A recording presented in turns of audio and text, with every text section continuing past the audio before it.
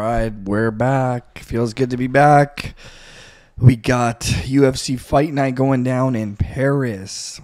I believe it's the third time they're in Paris, second or third. I remember Cyril Gane fought Tuivasa. And this is a great card, man. Benoit Saint-Denis taking on Renato Money Moicano. Man, this is a great card. I think this card is actually better than the last week's Sphere card. I mean, that Sphere was a spectacle, crazy. I mean, I was recently just in Vegas, and my hotel had a view of the Sphere, and it's an insane place. What an arena! It was just insane. I hope the UFC. I know they have a contract with MGM, but I hope they do some more events there. That would be super cool. And even if they can get maybe, the sheikhs in Abu Dhabi or whatever, the princes, to make an arena like a Sphere in Abu Dhabi and just put on huge events there, because that doesn't seem to be a big amount of money for, some of those princes and sheikhs out in Dubai and Abu Dhabi there. I mean, they created an arena just for Khabib, and then they tore it down after, like something crazy like that in the middle of the desert. And it was a huge arena as well. And the only thing is they need to just make sure they're stacking that card right. If you're spending $20 million on the Sphere alone, obviously you cannot put Conor McGregor on the card, right? Because he just costs too much money. They're not going to be, they're barely probably profiting as it is. I'm not sure, but they're putting in a lot of money. But you gotta have at least a few exciting fights on there. I mean, there was one exciting fight, that Zellhuber fight. That was a great fight versus Ribovic. That was a great fight. But man, there's a reason why UFC 300 they didn't want to put Bilal Muhammad, right? There was a reason, because he's boring. And, if you don't like his style, you got to stop it, right? I like Bilal. I think he's insane. I took him his last few fights, bet on him. I mean, same with Merab. The guy's a monster, but he's boring, man. And, the UFC was really hoping for O'Malley to put him away. But, clearly that is a lot tougher than expected. I just think if you're going to do one of these Sphere cards, like these huge spectacles, you have to put a Poatan on there or something. That guy's fireworks no matter what. Even the whole card's horrible. You put him on the main event, he's going to knock out or be knocked out, and it's excitement, right? The UFC's got such great fighters. They got Shavkat Rakhmonov, all these killers. Topuria Max. Like, they could have really put a better card together, I believe, for the UFC Noche. I know they're trying to go with a bunch of Mexicans, but at the end of the day, when you're paying $7,000 for a seat at the Sphere, you want a good fight, man. You're paying a lot of money, and imagine paying $10,000. You and your friend, 2 tickets. That's probably around $10,000 minimum, and then you're just watching boring fights. It's not good, man. It's not a good experience, even though the whole spectacle is insane.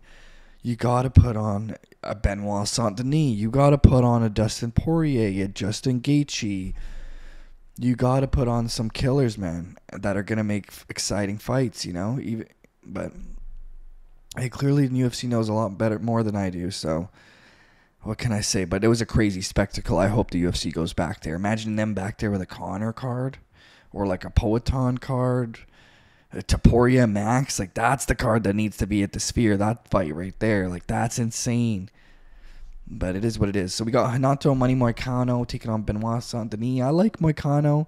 I don't like him in this fight. I think Benoit is going to win this fight, but I do like Moicano. I like how, it took him a while to sort of realize that he needs to sort of promote himself.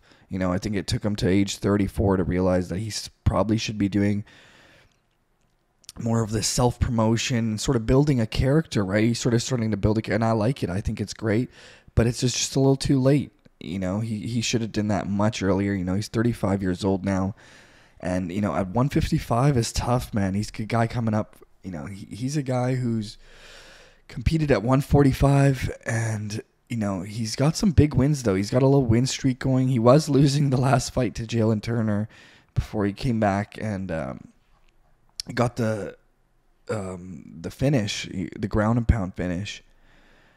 But yeah, he's got some big wins. Submitted Brad Riddell. Brad Riddell, a little losing streak there, but beat the Doberman, Drew Dober, which is impressive. Hanato's, he's been looking pretty good, man. And unfortunately for him, he's running into this special forces monster who's absolutely a destroyer. Benoit Saint-Denis is an absolute monster. And I know everyone's going to be like, oh, Dustin Poirier knocked him out. He did, yeah, sure. But what you have to realize, before that Dustin Poirier fight, the guy had staph infection. It looked like he had a gunshot wound in the head, okay? Anyone who knows anything about staph infection, that if you're having it looked like he had a gunshot wound in his head. If you have that, that means you're on serious antibiotics, which means you're not going to be 100% going into the fight. The cardio is probably not going to be there. And clearly he knew that. He started out very fast. And, Dustin's durable, man. He's hard to finish early on in the fight like that. And, Benoit Saint-Denis tried, but, he ended up getting caught. And but taking a fight with Dustin Poirier, if you got a staph infection, you're on antibiotics, it's tough, man. That's tough. And he was looking good. He won that first round.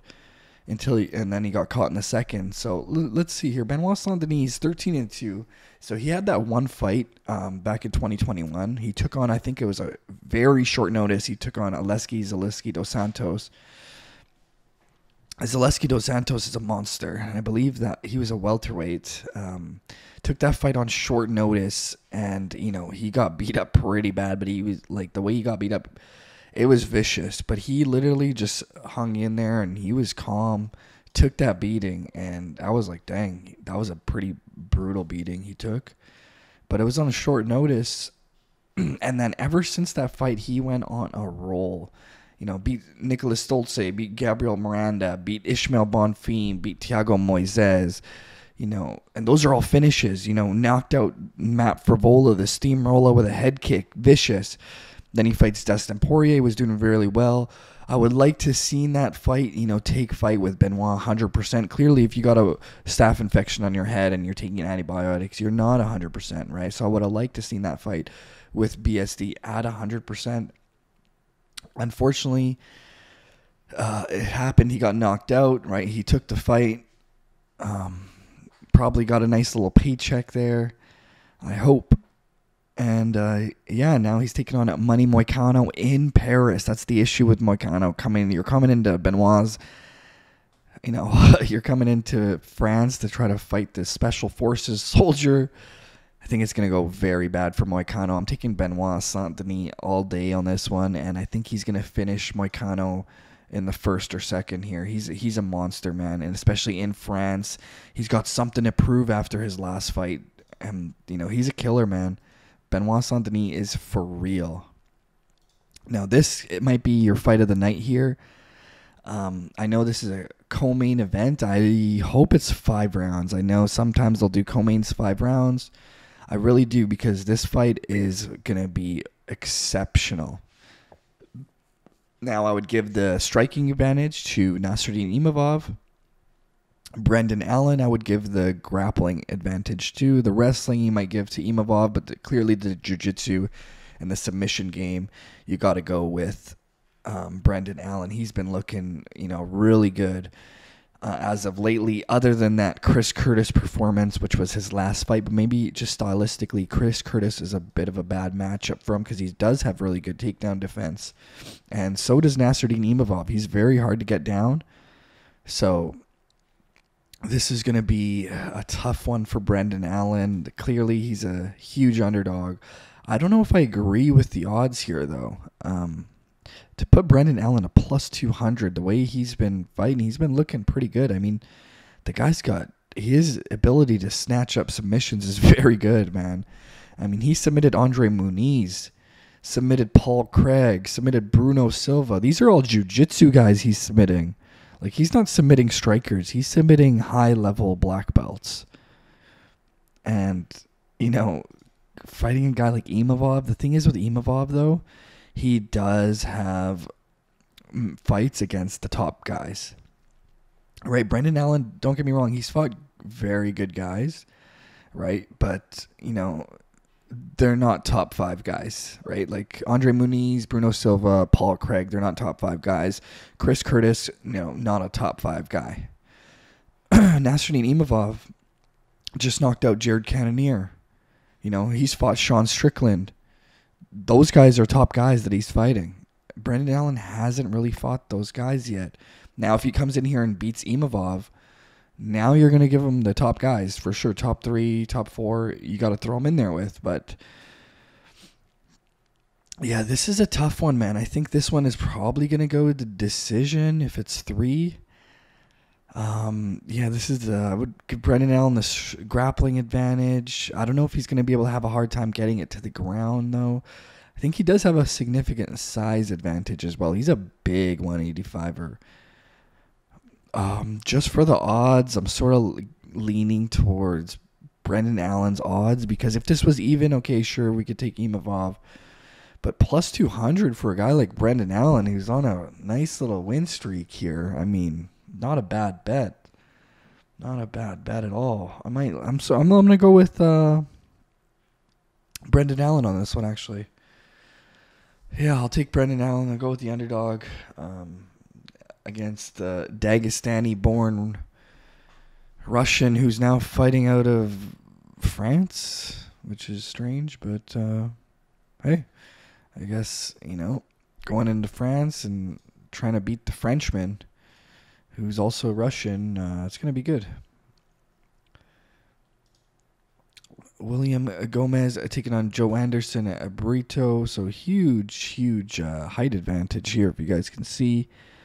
I like Joe Anderson Burrito in this one. I'm going to go with him. I think he's super well-rounded. He's got great takedowns, pretty decent jiu-jitsu, and he's a very good striker as well. So I'm going to go with Joe Anderson at Burrito on that one.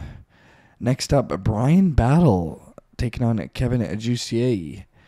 Man, this is going to be an interesting one, because Kevin Jussier, look at his significant strikes landed per minute, 8.2. That's extremely high, very high. He likes the guy who comes out there and likes to put on a pace, and yeah, I mean, Brian Battle's tough, man. Brian Battle is really good. I believe he was the winner of the Ultimate Fighter Season 29, where he beat Andre Petrowski. And ever since then, man, he's been looking really good.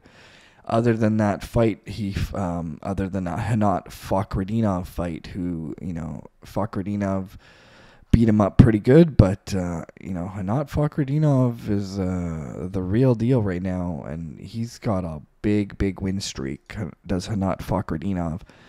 So no shame losing to a guy like that. But in this fight, I'm leaning towards Brian Battle for sure. But Kevin Jussier, he's got, you know, only 2 fights in the UFC, so much less experience in the UFC, and he hasn't fought the same level of competition as a Brian Battle. That's why I'm going to go with Brian Battle on this one. Right, 2 UFC fights. Brian Battle over here, this guy's an Ultimate Fighter fighting UFC guys. And then he's, you know, has a bunch of fights in the UFC, so I'm going to go with Brian Battle on that one. Morgan Charrier taking on Gabriel Miranda, minus 650, probably the biggest favorite on the card.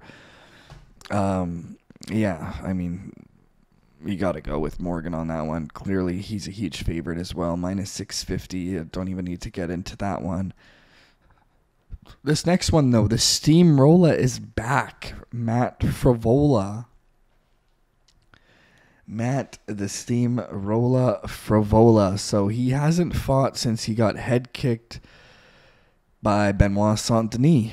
Right, he had that horrible head kick loss to Benoit Saint-Denis. Before that, he was on a pretty decent little win streak there. He had, you know, beat Drew Dober, knocked out Drew Dober. You know, beat Otman Azaitar. He had 3 finishes in a row. Then he fought Benoit Saint-Denis, and that came to an end real quick. Taking on Forz Ziam.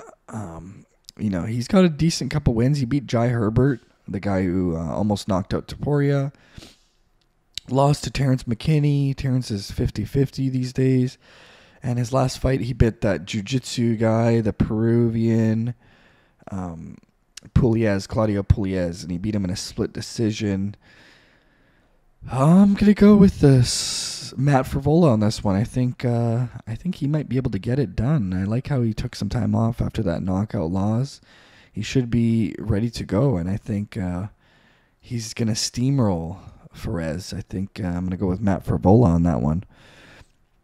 Up next, we got the Hulk, Ion Coutil taking on Ivan Urslan.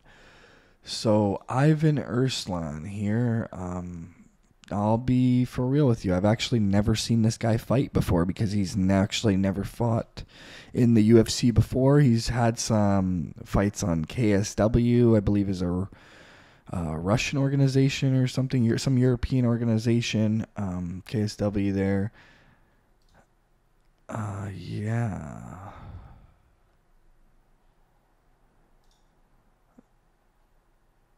So he had a couple fights in Poland, and now he's got his ticket to the big show.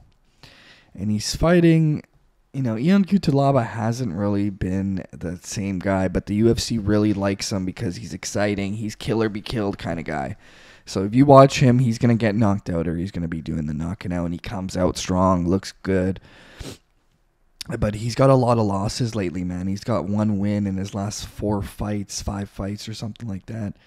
So he needs to get on the win track here. And he's fought a lot of top guys, right? He's been in there with the Dustin Jacobys. He's fought Magomed Ankalaev twice. He's beat Khalil Roundtree, fought Glover Teixeira. Like, he's been in there with the Jared Cannoniers, like top guys, man.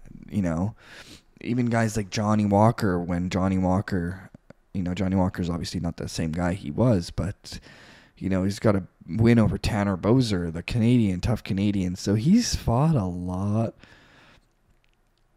of tough guys. So that's why I'm leaning towards Ion Coutil, and I just haven't seen this Ivan guy really, man. So I got to go with the guy who's got all that experience at the high level, right? So I'm going to go with Ion Coutil. This next one, light heavyweight, Umar Sai taking on Da-Woon Jung, the Korean.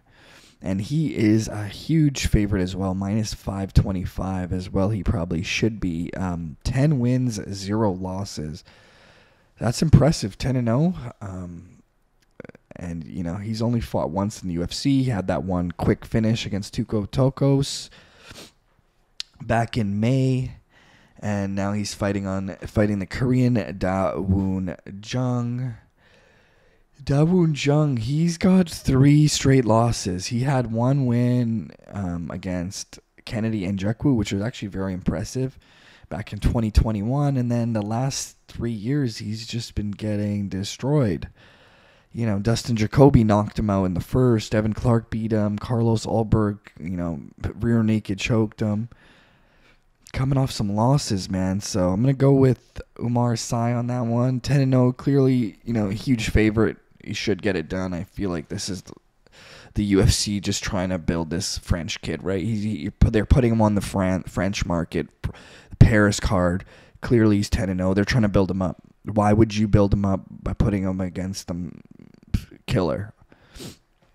Makes no sense, right? So they want to build stars in certain markets, which makes total sense, right? Especially when they go there.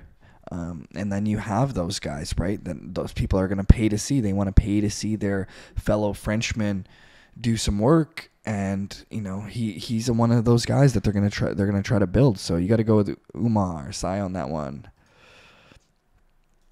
Next up, we got Ludovic Klein taking on Roosevelt Roberts. Man, Roosevelt Roberts, he's one of those guys that had a really tough road. I mean, he did some work in the UFC, then he had a couple losses, and the UFC cut him, and then they brought him back for the Ultimate Fighter, where they brought back the veterans, right? And he had some decent wins on there, and then he lost. I believe he lost to what was his name? The guy who beat him, Austin Hubbard. Yeah, so he lost a split decision to Austin Hubbard, who I believe went to the finals and ended up. He just has not been. He's been off and on, has Roosevelt Roberts, man. Good thing for him in this fight, he does have a significant height advantage. When you're 6'2" and you're fighting a guy who's 5'7", that's going to be very significant. But Ludovic Klein's a murderer, man. He's really good, the Slovakian. And he's got a nice little win streak going. He's beat some good guys, man. He's beat, Ignacio Bahamondes, who just recently fought on that Noche card. He beat AJ Cunningham, beat Thiago Moises, Moises is a killer, man. And, I got to go with Ludovic Klein, even though there's a significant height advantage, but height doesn't sometimes mean anything when you got the skills. Clearly, Ludovic Klein has the skills to beat guys like that. He's fought Jai Herbert. I believe it was a majority draw, that fight. But yeah, I'm going to go with Ludovic Klein and Roosevelt Roberts. He's had a tough road, man. Hopefully, for his sake, he can get it done. But I think they're going to try to build off this European kid here, Ludovic Klein. And yeah, he should be able to get this one done. And he's a very good grappler as well. And the last one I'm going to touch on here is Taylor Lapulio taking on Vince Morales. The Mexican versus the Frenchman here. So Vince Morales, he's been actually looking phenomenal lately. He's got a nice little win streak going. He's got 5 wins in a row. And for a guy who's, 16-7, so 5 wins in a row means before that win streak, he was 11-7. Now he's 16-7, so he's been looking pretty good.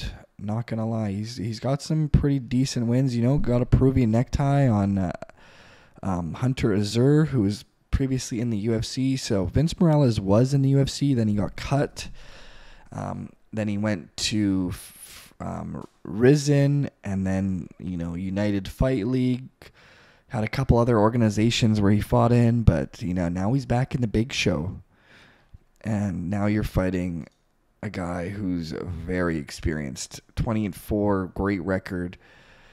Taylor Lapulio, he's very good. And he's been pretty flawless. I mean, as of lately, other than that fight he had against Farid Basharat, Ferocious Farid, those brothers, the Basharat bros, who I've been high on, they're strong grapplers, and, he was able to beat Taylor. But other than that, he's been looking pretty good. In his last fight, he beat Cody Stamen. I think Taylor gets this one done here, so I'm going to go with the Frenchman on that one. I think Vince Morales, he's got 5 wins in a row, but clearly that's not in the UFC, right? So it's a big difference between getting some wins on the front street fights and Risen and Tough Enough compared to the UFC. That's a whole nother ball game. You see some of these guys, I just seen the Battlefield card a couple weeks ago, and all the guys who won, they're like, UFC, calling out the UFC, and I'm like, whoa. Be careful what you wish for. You're only 6-1 or 5, whatever it is, 5-0, 6-0. Be careful what you wish for when you call the UFC like that, because you're talking about a whole nother ball game. Just because you look great in Battlefield and these small organizations, that ain't the UFC, bro. That's a whole nother ball game when you come to the UFC. These guys are different level, and everybody in the UFC is insane. Like, you're not really going to come to the UFC in the men's divisions and, run into guys who aren't very good. All these guys are good. They're all very good. And, even the guys who are not even ranked are very good. So just getting into those UFC rankings is difficult, especially if you're from, a small town or whatever, right? Usually these guys are moving to the big cities to get in those looks with the higher level pros and stuff. But I like this card, man. This card is going to be very exciting. I can tell already there's going to be a lot of finishes on this card compared to last week's card. And then after this one, we got Boatan. He might be one of my favorite fighters right now, man. He's so exciting to watch. Every time he's got that crazy entrance. He's just a monster, man. I can't wait for Boatan. That's just fireworks, man. You got to put that guy on every big card. He'll come save the day. And, if you guys need a place to bet, BetUS, promo code Iceman. Hopefully you guys build that bankroll for UFC 307 coming up.